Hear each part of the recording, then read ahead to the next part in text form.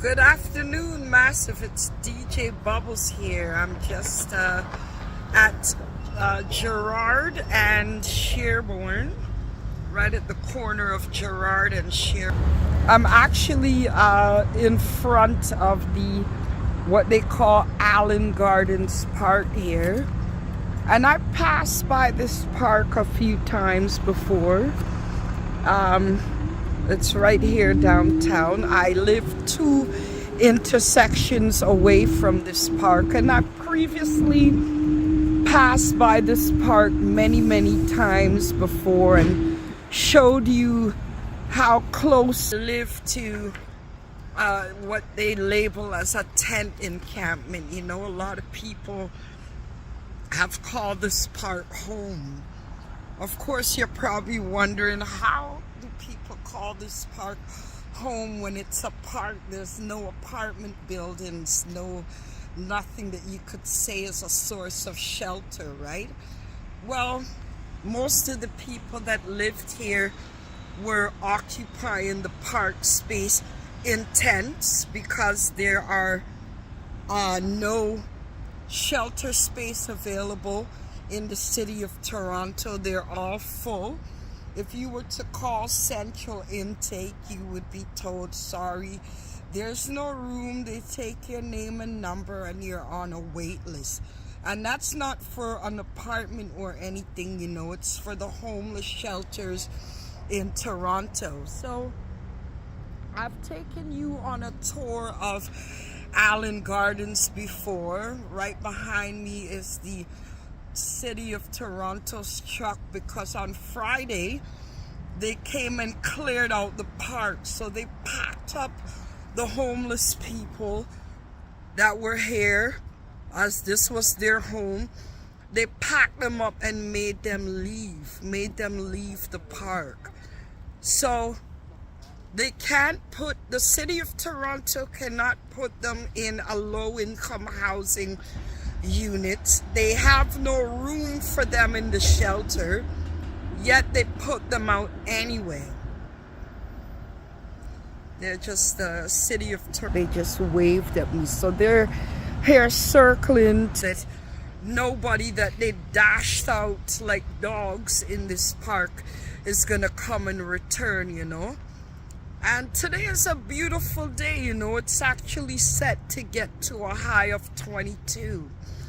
So today it's not a worry, but I'm talking next week when we get back into the low digit weather, 1 digit weather. What's gonna happen to the people that they've dashed out of Allen Gardens? You know what I mean?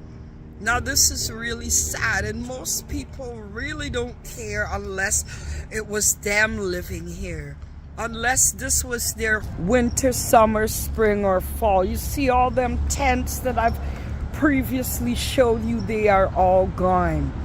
So I'm just wondering what's gonna be the demise. I mean, the park is located right across the street from a church that has never said, you know what, let's open our doors and give these people a place to stay.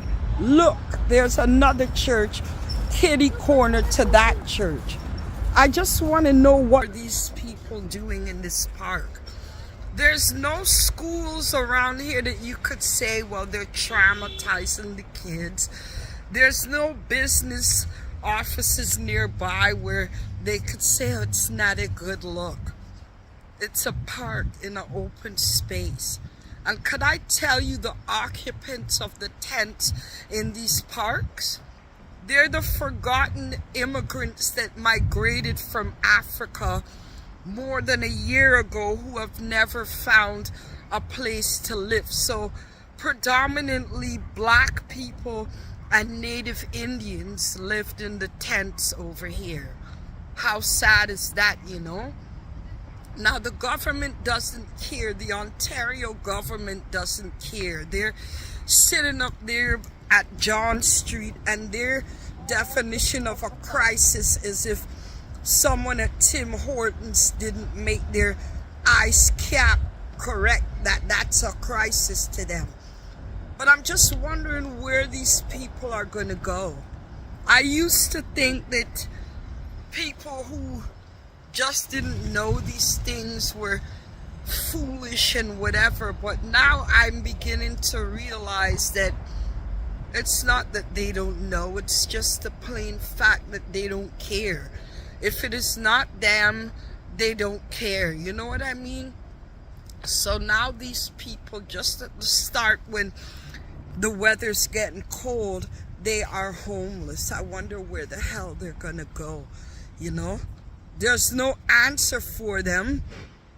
John Street did not open its doors to take these people in. The church didn't. Black community doesn't take them in. The only time that I have seen the black community become actively involved with our misplaced migrants that migrated from Africa is when the cameras were rolling. When the big cameras were rolling and the city was willing to fund churches who would take them in, that is when people cared. After that, I'm not hearing from these people anymore. You don't know. And that's just the way it is. It's really sad. You know, I used to love to cover bashments and festivals and stuff. I mean, I could sit here all day and rave about my accolades. But Shaggy said something at the beginning of his song. He said, life is one big party when you're still young, but who's gonna have your back when it's all done? You don't know, and that's a real good question, you know?